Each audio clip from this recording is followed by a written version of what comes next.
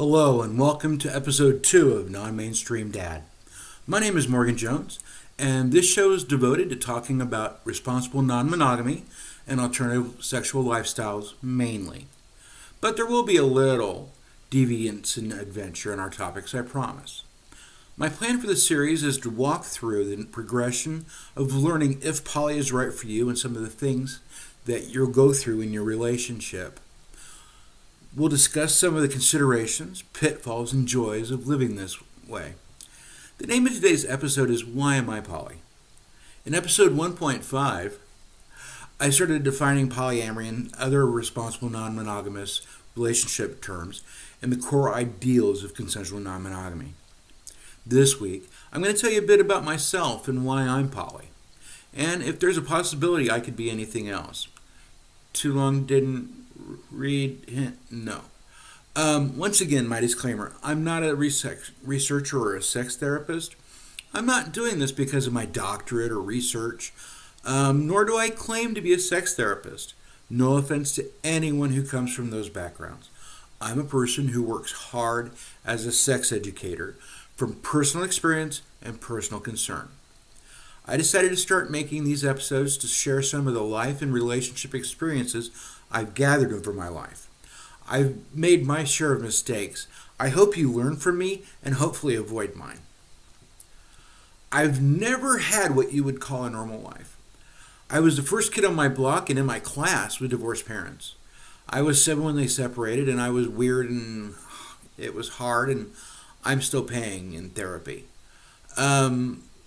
Without getting too personal, I watched my mom and dad struggle with still having feelings for each other while having ongoing relationships with other people that they said they loved.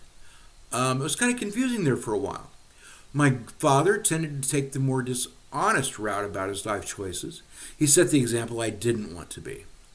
I knew he cared about the women he saw, and I just never understood or was okay with the line. My mom, on the other hand, was who I lived with. She was very much about love. Our house was a 70s counterculture as she could get away with. She was a returning student and a single mom, and Helen Reddy was on the record player a lot because she was woman and we could hear her roar. She did her best to be an empowered woman. I knew that she loved multiple people, men and women, and she dated multiple people, men and women, at the same time. Well, mainly one woman. And at least a couple of others had met and knew about each other. Plus, I knew she was still in love with my dad because she told me all about it. Boundaries were eventually learned, but that's a different therapy bill. The important thing about this is that my mom taught me that love is incredibly important and that it's something to be shared, not hoarded. I was raised by her that it didn't make sense not to share yourself, and by doing so we get love back. The older I got, I started to find myself not able to follow the normal path when it came to being interested in multiple girls or boys at the same time. It was the 80s. I would start talking to somebody and we would hit it off, and then they would introduce their friends to me.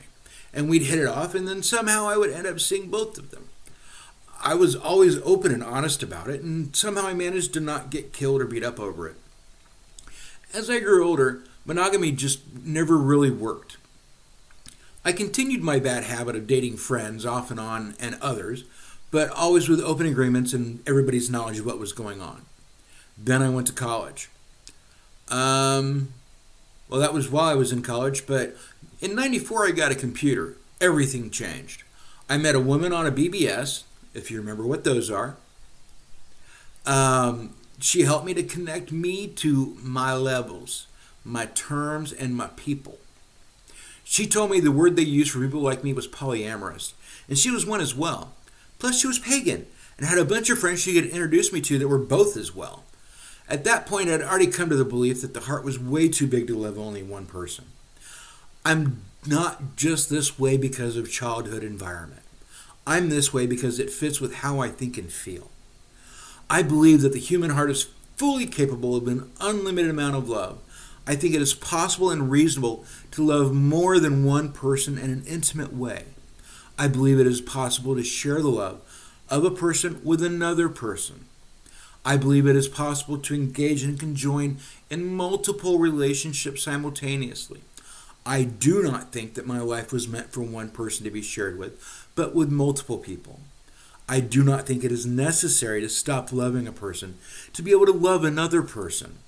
I believe that all of these things are in harmony with the others.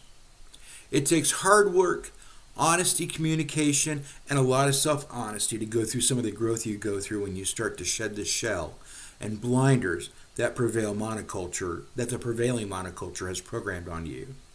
There's a whole line of intellectual exercises that you can put yourself through to help you do the mental and top layer of the programming.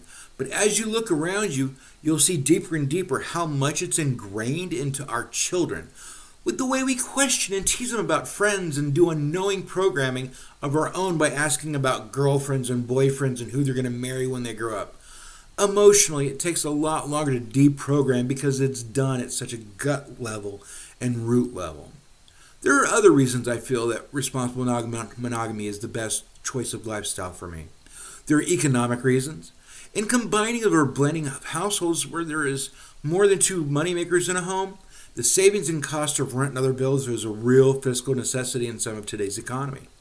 The same applies to the ability to raise children, in that theoretically there are more eyes, ears, shoulders, and attention in a household with more than two adults. As this series continues, we'll explore those benefits and some of the drawbacks that go with them. In our next episode, how do you go about being poly? That's our next episode. How do you go about being poly? Thank you for watching Non-Mainstream Dad. My name is Morgan Jones. Please turn into our next episode and please subscribe. You can get updates as we take our journey along. Please feel free to leave comments or ask questions, and I'll do my best to respond in the comments, or you may even inspire an episode in response. See you then.